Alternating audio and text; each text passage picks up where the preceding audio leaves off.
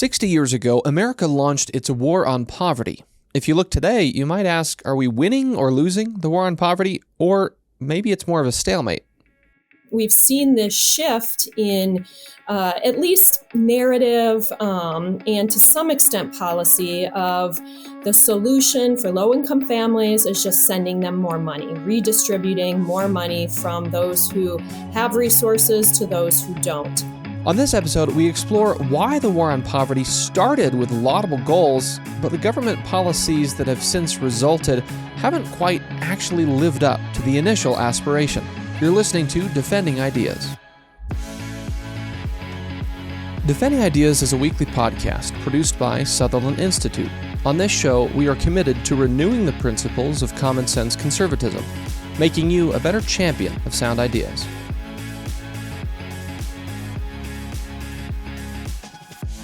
Welcome back to another episode of Defending Ideas. I'm your host, Nic Dunn, and on this episode, we're talking about the war on poverty. How have we been doing as a country and actually making a difference for those who are struggling to escape poverty and create a better life for themselves and their families? And our guest this week is Angela Rachidi. She's a senior fellow and Rowe Scholar at the American Enterprise Institute, where she studies safety net programs, poverty, and family policy overall. Angela, thank you so much for being with us on Defending Ideas. Well, thanks for having me. So, Angela, you had a really excellent opinion piece in the National Review recently that I want to touch on, but then have a broader conversation about poverty and whether we're doing the right things as a country and maybe some areas you could see that we ought to change at the federal level or even at the state level. And I want to start off by asking you about kind of the current state of the debate, because it seems to me that on the national level, so much of the momentum around how to help people get out of poverty is really focused on redistribution of resources. People argue about things like tax credits and welfare programs, and there's just a lot of momentum around how do we get more cash in the pockets of folks who are in poverty. But I want to ask you if that actually lines up with the original intent of the war on poverty, and if maybe we're getting some things wrong in how we've been approaching it. Well, I certainly don't think that it aligns with kind of the original intent on the war on poverty. I think there's some debate about the motivation behind kind of some of those programs. But if you take President Lyndon Johnson at his word, 60 years ago this month, to be precise, when he declared the war on poverty, the vision that he presented to the country was one where the government tried to help people by lifting them up, giving them assistance so that they could be self-reliant and achieve their own success. And I certainly can relate to that message. I think it's very inspiring. And of course, how could any resident of the U.S., tax-paying citizen, how could they not agree with that and be kind of willing to support people who are really trying to better their lives? I think what we've seen, though, kind of evolve over the last 6 decades, in many ways is exactly the opposite of that. As you said, and I would even argue increasingly over the last probably decade plus, we've seen this shift in at least narrative and to some extent policy of the solution for low-income families is just sending them more money, redistributing more money from those who have resources to those who don't. Decades ago and throughout the 60s, 70s, into the 90s, there was a lot of debate about how government assistance can actually harm households because it disincentivizes employment, for example, it supports single parenthood. A lot of those discussions, they still exist, but I don't think they get the same priority that they previously got. And they certainly don't have, those arguments certainly don't have the same support among a broad spectrum of, I would argue, at least policymakers, maybe more so in the American public, but policymakers at least, I think have really shifted away from being concerned about some of those trade-offs associated with government policy. So yes, I think we've moved pretty far from where President Johnson was and really the country was 6 decades ago. Why do you think you mentioned there aren't really concerns about some of those trade-offs, and in particular to maybe drill down to the unintended consequences of safety net programs that can create a sense of dependency? That this was a big source of debate in the 90s when we had significant welfare reform. Since then there has been ample evidence that the changes made in the 1996 welfare reform legislation have yielded really strong benefits for households, including and especially single mother households in poverty. But because back then the discussion was, well, we don't want people to just be receiving benefits from these programs indefinitely. We want to, yes, stabilize them, but then help them move back towards self-sufficiency to where they no longer need government programs. Did it seem like there was a consensus back then, but now there isn't? Why do we keep forgetting this lesson as a country that just creating reliance on government programs is not actually the best way to help folks out of poverty? Yes, it's a great question. And to some extent, I think that policy has been a victim of its own success. I was a child in the 80s, but I was in college in the 90s. And so if you look at history of the 70s and the 80s, and people who experienced it, there were 6 times as many single mothers receiving cash welfare, which is a government check where people go to a government office, apply for it, and get sent a check every month. There were 6 times as many people receiving that type of government assistance than there is today. And there were very concerning outcomes associated with that. Lack of employment, tremendous increases in non-marital births, and just a deterioration of communities across the country that was largely attributed to those types of programs. So in the 80s, in the early 90s, I think there was a broad political consensus that that approach was not working. That certainly is not the environment we live in today, because we had a policy success, which was welfare reform in the late 90s, that really transformed that system. So no longer did we have this program that was sending checks to households with no strings attached, no expectation for employment, contributing to fatherlessness. Like we didn't have that system anymore. And so I think over the course of what's now been a quarter of a century, 25 years, people have just forgotten what that was like. And because we're not facing the same types of problems, not to say we're not facing problems, but not the same types of problems, it just becomes less of a priority. The employment rates among never married mothers have increased dramatically. I would argue largely because of policy, welfare reform, and the EITC, but we no longer are in a situation where only 30% of single mothers work. I think if we were in that situation, you would see much more of a concern about employment disincentives. The reason we don't have that concern is because many of our programs now are conditioned on work. The concern is that we're starting to move away from that because, like I said, we've been kind of a victim of our success. So you mentioned, and you tie in some of your research on single mother households, especially in your piece in the National Review and a new paper that you just published with AEI. I want to get into that, but I don't want to leave yet this kind of general principle of how government should or should not engage in anti-poverty policy. And when it comes to providing resources for folks, I used this analogy in a previous podcast discussion, and I want to test it with you and see if you think this is an accurate way to frame it. And that's that the folks who say, well, we know how to solve poverty, just redistribute resources, increase tax credits or universal basic income, whatever the proposed solution is. For those folks, I would want to pitch them. It's kind of like if you had a friend who came to you and said, hey, I'm down on my luck. I lost my job. I need a place to stay. I need some cash. And you as a generous person said, sure, I'll help you out. Sleep on my couch for a while. I'll chip in some money to help you stabilize. If you did that, would somebody then say, hey, congratulations me, I have solved poverty for this person. This person is no longer poor because of me. And it would be no. It's, yes, you're stabilizing them, but you would also want to help connect them with job opportunities, with training opportunities, so they can get back on their feet and move towards self-sufficiency. But yet it seems to me that the push towards just a redistributive effort for anti-poverty programs is essentially doing that on a mass scale. Is that a fair analogy, or does it miss something?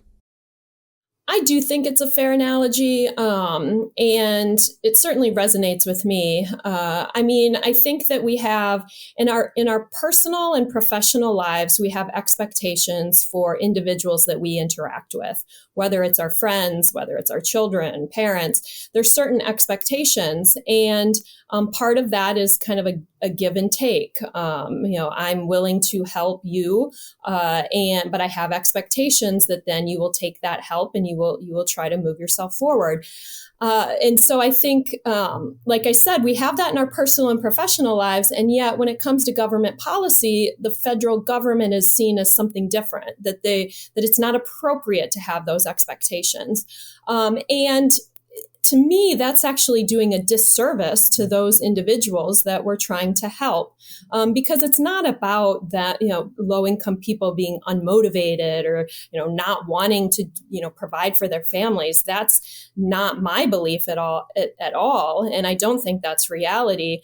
But we have structured our government programs that actually disincentivizes them from doing the things that would put them ahead, like employment, like, getting married, things like that. And so to me, that's the real disservice when we're purposely structuring our programs to actually make it harder for low-income families, when, again, I believe their motivation is to do the opposite. Can we dig into that for a minute? Because there's a line from your op-ed in National Review, and we'll include all this in the show notes for our listeners so they can go and read it. The op-ed is called "How to Actually Triumph Over Poverty" in National Review. And you say in your piece, our safety net programs disincentivize work and marriage, and many low-income children still cannot access quality education due to our government's policies. This is almost certainly not what President Johnson had in mind when he declared a war on poverty. Can you explain for a minute for our listeners, and how do government programs disincentivize work and marriage? So there are a few major programs, meaning programs that provide the most assistance and are the largest expenditures. I'll just name a couple. The Supplemental Nutrition Assistance Program, or SNAP, kind of formerly food stamps, housing assistance, and SSI, which is disability assistance for people who have disabilities, who have said that they cannot work.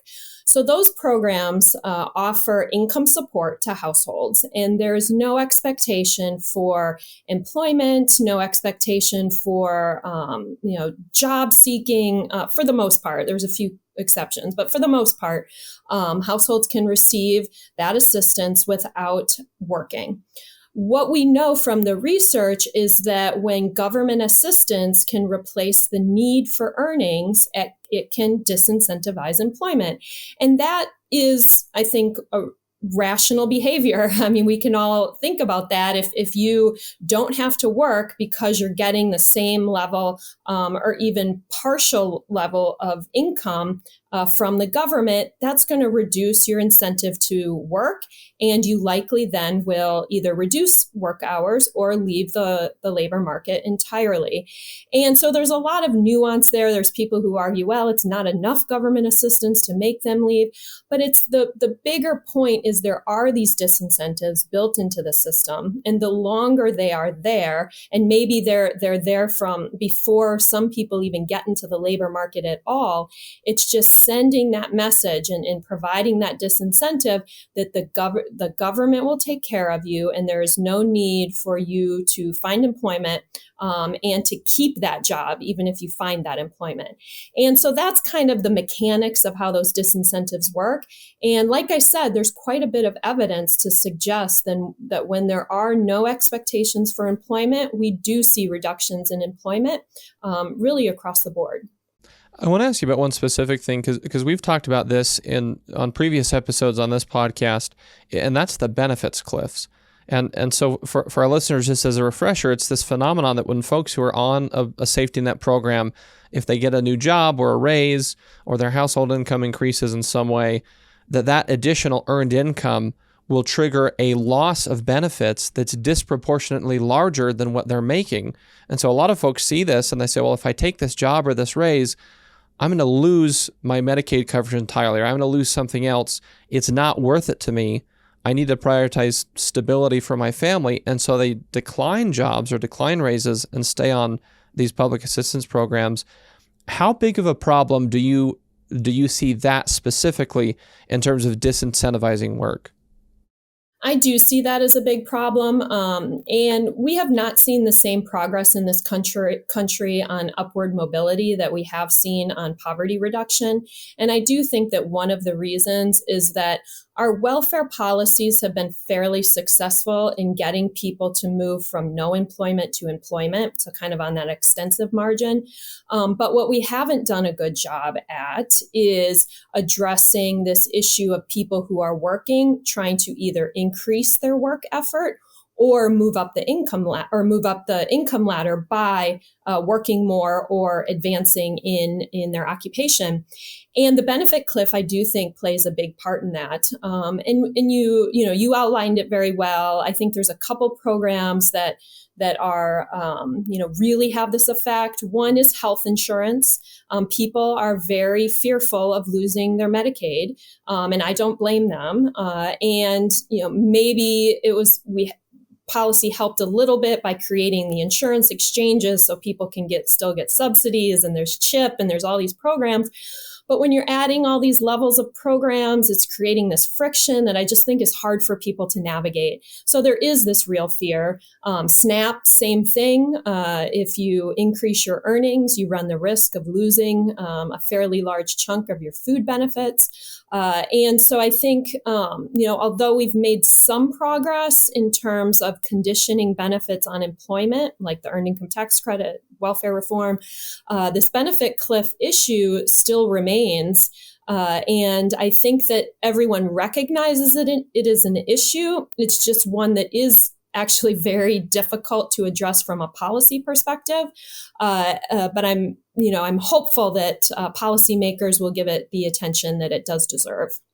Angela, any sense of why it's so hard to fix? I know at the federal level, there, and you outline in your piece of the National Review, there's 80 different programs. So there's this really tangling web of federal programs with different funding streams, many of which are housed under different federal agencies. Is that why, or why is it so hard to address the benefits cliffs? Couldn't you just go in either at the agency level or in federal legislation and say, we're going to tinker with the income cutoff thresholds so it's a soft roll-off that incentivizes work rather than a sudden cliff? Why is it so challenging? Yes, because you're exactly right. But to do that, it's very expensive because you're at a benefit level, and to phase it out more slowly would cost more money. And there's some estimates, especially when you think of SNAP and Medicaid, those dollars start to add up very quickly in how to phase those benefits out more slowly. The alternative is you lower benefits. And certainly people are very reluctant to lower benefits so that you can then smooth them out without that cost implication. So yes, when I say, one thing we could do is just coordinate programs better so that we do have kind of similar or consistent phase outs across programs. That might be a little bit easier to tackle, but I potentially misspoke. It's not so much that it's very difficult. I would say it's politically difficult because of the financial implications of doing that. And not only the financial implications, but you're moving eligibility for these programs higher up the income scale by phasing them out slower. So you're actually capturing a larger percentage of the population into these programs, which also is a bit concerning for more limited government type conservatives.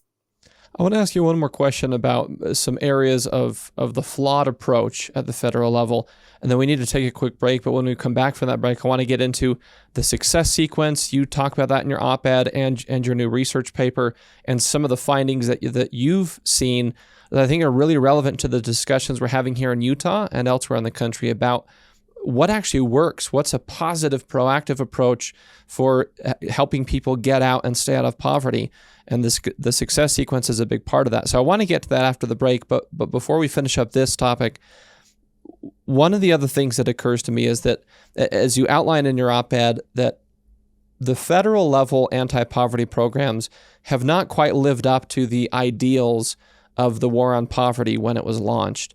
And it's because, as you argue, essentially that we've pivoted to, as a country, again, let's just give people resources and stabilize, give them cash, other benefits, these kinds of things, rather than somehow investing in or removing barriers to these other foundational elements of upward mobility, as you mentioned, education and work and family life. Why do you think it is that government policy perhaps so often just goes to, well, let's just get a check out the door? Why is that seem to be the default? I do think it's partly because that is easier for government bureaucracies to do. So if you think about the federal government, the federal government has developed this vast bureaucracy and infrastructure that is very good at holding states accountable for what states are good at, which is also creating a bureaucracy and really an industry to determine if people are eligible according to a federal rule, eligible for benefits, and then distributing those benefits. What we know is that state agencies are not as good at assessing what people really need and kind of treating people on a case-by-case basis to try to move them forward. The organizations that are better equipped to do that are at the local level. Think of charities, churches, things where they're really connected to the communities. And so we've kind of ended up with this system where the federal money flows to the states and the states just follow the rules and send out money because that's what they're good at. They have tried to invest in local organizations to try to fund their efforts, but there's oftentimes a disconnect between government and between these organizations that are trying to do the very things we're talking about, really invest in people. And so I think that's kind of the answer to your question. It's just a much easier thing for government to do, to set the rules, determine if people meet the rules, and then if they do meet the rules, send out the money. Well, let's take a quick break. We've taken the first half of this podcast to kind of just rag on the federal government, which of course can be fun sometimes, but where there's legitimate criticisms to be made, they ought to be made. So let's take a break. When we come back, we'll dive into the success sequence, the impact of education and work and family, and get your thoughts on maybe how policy does or doesn't help support those key formative institutions of life, and maybe some ideas of what we can do at the state or federal level moving forward. So we're going to take a quick break. We've been talking with Angela Rachidi from the American Enterprise Institute about the war on poverty and how we can do better in actually making a difference for Americans moving forward. This is Defending Ideas. We'll be right back. Sutherland Institute is an independent, nonprofit public policy think tank based in Salt Lake City, Utah. Our mission is to defend the principles of the American founding and strengthen the institutions of civil society essential for those principles to endure. Sutherland provides research, events, and multimedia to policymakers and the public to promote the principles of faith, family, freedom, opportunity, and responsibility. Visit sutherlandinstitute.org.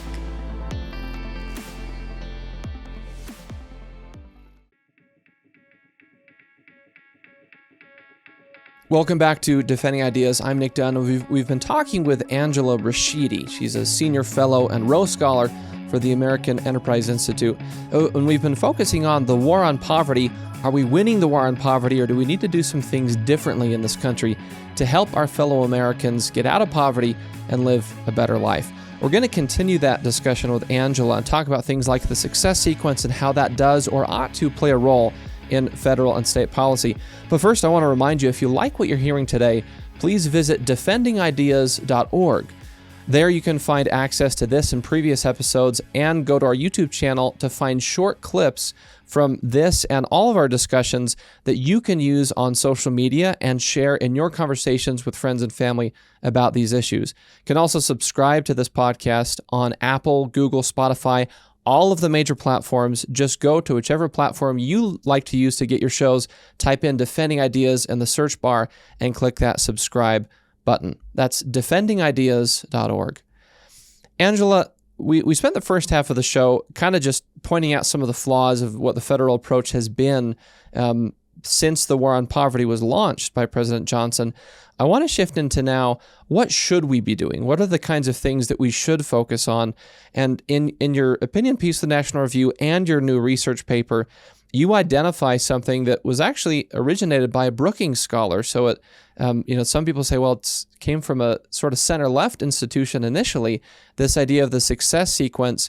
Can you touch on that briefly and explain how you think that as a framework might tie into the things we're talking about now with trying to help folks get out of poverty? Sure. So the success sequence is this idea in the social sciences, supported by data, that if young people follow a few kind of life milestones, the likelihood that they will be in poverty is dramatically reduced. And there's really three key things. One is at least graduate high school. So have at least a high school education, work full time, and then get married before having children. And so, as you mentioned, it was Bell Sawhill from Brookings and Ron Haskins in the around 2009, kind of early or mid 2000s. That were able to look at the data and show that when people achieved all three of those life milestones, the poverty rate of that group was below 5%, in some years 2%. And so it really provided a lot of support for this idea that achieving these three things would put people on a path to escape poverty and kind of achieve the success that they wanted to achieve. And so that, I think, is a good framework to think through. And really, it just, I think, reflects our values. And that's an argument that Bell Sawhill has always made, that she was just returning to kind of the traditional American values of get an education, work hard, and raise children within a married family. And so kind of using those values to show through the data that doing that will dramatically reduce the poverty rate. And to your point, I think that a lot of that narrative, those messages, especially to young people, are just completely absent from our public policies at the federal level, but also at the state level. So let's get into that briefly. So talking about promoting the success sequence, I want to ask you, how do you think we promote it? We've talked previously on this podcast about things like getting it into public school curriculum. And so that's something that's important to us here in Utah. And we've had Ian Rowe, one of your colleagues at AEI, he's been on this show, and he's articulated that if you can just go and teach young people that these are decisions that are within your control that have a huge impact on your likelihood of poverty later in life, that can be really empowering for young people. What else do you see? What are the ways that you think it can be either promoted, or are there policy levers we can pull to help it feel and actually be more achievable, especially for people trying to come out of poverty? Well, these three things are all so related. And I think it is important to send the message that, getting an education, working full time, and getting married before having children is an important thing to do and important life skills. But we have to back up those messages with policies that make it more achievable for young people. The number one thing in my mind is really around education. We do not in this country give every child access to a high quality education. There's a variety of reasons for that, but the reality is that we just do not. And that places certain children in this country at a huge disadvantage. And I think it is unrealistic to expect young people, somewhat unrealistic to expect young people to graduate high school when we are not offering them quality, pre-kindergarten education through elementary school, through secondary school. So if our policies are not setting them up for success, I think that's on us. That's not on the individuals. And the same thing that then leads to employment. Without education, it's not impossible to find full-time employment, but it makes it much more difficult. And then we also know that those who have an education and are working full-time are much more likely to find a partner that they can have children with. So all of these things are very related. And I think we just need to think through our policies of how are we setting young people up so that they can be successful and make the right choices. Because again, I think sending the message, once you send the message, young people, they'll get it. They understand, and hopefully those messages are being reinforced in their homes from their parents. But the message, while crucially important, can't be everything we do. We have to back it up with sound policies. There are two, I think, criticisms that I sometimes hear people level against the success sequence that I want to get your reaction to and your thoughts of how should we respond to those. And those two are, number one, the criticism is that, well, you can't promote the success sequence without inadvertently shaming single mothers, kids who come from single parent households. And so by promoting this framework, you're sort of implicitly telling these young kids or these families, well, you did it wrong. And so we're going to tell you how to do it better. And then the second one is folks who maybe miss a step or don't do the steps in order. Maybe they haven't followed the success sequence in their own lives. The critics say, well, you're implying that, well, sorry, you're toast. You can't live a life outside of poverty. What's your response to those two criticisms? Well, to the first one, I think it is possible to celebrate people who have overcome challenges in their life, including having children outside of marriage or losing employment or facing, barriers to employment. And they find ways to get through those challenges. But that doesn't mean that it hasn't been a challenge. And I think that is okay to acknowledge. And you have a lot of people who have faced those challenges that would make the same argument that, yes, I was successful, but it was a challenge. I don't want every child in this country to have to face those same challenges. So I think that part of the answer to the first criticism is that it's just recognizing the challenges associated with just living people's lives, but also acknowledging that we want to set people up so they can make the best choices for themselves and their families. To the second point, kind of about the sequencing of things, the paper that I just conducted that you referenced, I actually started with looking at unmarried mothers. So these were women who had already not achieved the success sequence, if we're thinking of it in terms of a sequence, because they had a child outside of marriage. And what I found is that among those who later in their life were able to have at least a high school education, work full time, and get married, again, after having a child outside of marriage, the likelihood that they were in poverty was also dramatically reduced. It was 7 times below what it was for those mothers, unmarried mothers at birth, who achieved none of those things. So I think, again, it goes back to kind of the value-based argument of the success sequence, being that these 3 things are things that I think we all value, and we can recognize that even if it's not possible, if people have faced challenges where they're not able to do one of them in a particular order, still striving to achieve all 3 will certainly set people up for success more than if we send the message that these 3 life milestones are unimportant. I wonder if there's a way, Angela, we can frame it in such a way that our listeners can take it away as talking points, that the way we talk about the success sequence really matters. And I like both of your answers, because that on the one hand, we're saying, look, of course, we're not shaming anyone for having a different life experience. But if you go and ask those households, especially those single parents, what do you want for their kids?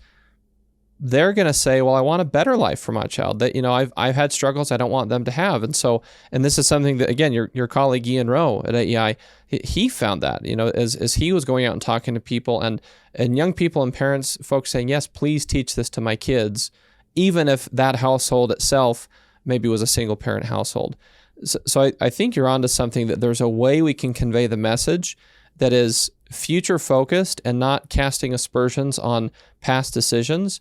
But then also another thing that I think is relevant is, in so many other areas of life and public policy, we are sort of suggesting things to households or to kids whose parents might not have followed that path. For example, it has been a strong message for my entire life that when you finish high school, you go to college. Nobody that I'm aware of has had any consternation about saying, well, hang on, if they come from a household where their parents didn't go to college, we can't tell them that they should consider college because it might make them or their parents feel bad. No, we're saying that these are opportunities before you in the future. So I think that messaging point is really sound. And then the second one, I want to ask you if maybe we need to, instead of implicitly focusing on the timing and the order, to say that really the success sequence, think of them as three values, that as much as you can in your life, you want to be able to check those three boxes at the same time when you can. If the order gets a little bit out of place, or if things happen at different times, I wouldn't say the order doesn't matter, because I think it does.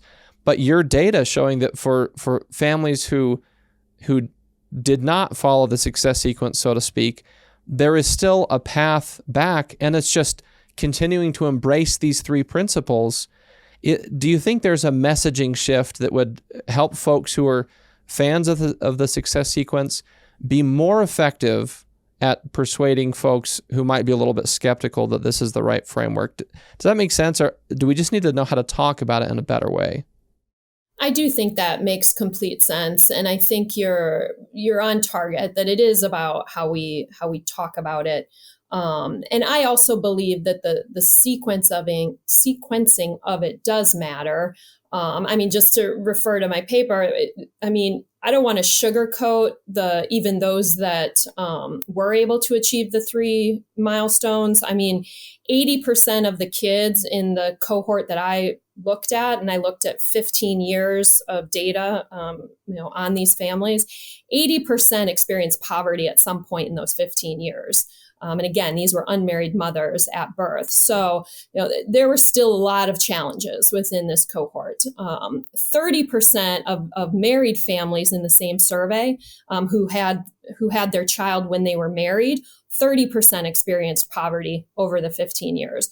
So I'm not trying to argue that with causal, I'm not getting into the causation of marriage or not, but those are just the statistics on the two cohorts. So I do think, this idea of sequencing and, having children in marriage is important, but I do think we have to be realistic, and that's not going to happen for every individual, for every woman, for every, a boy coming out of high school. Things happen, but that doesn't have to mean that they are going to be destitute for the rest of their lives. There's opportunity not only for them, but for their children, and to increase the odds of success for those families. Education, employment, and eventual marriage is crucial. And I think if we just be realistic about that and send that message, again, without judgment, without trying to shame anybody, but that's just a natural message that we would all send in our personal lives. And I think it's appropriate for us to do that at the policy level as well.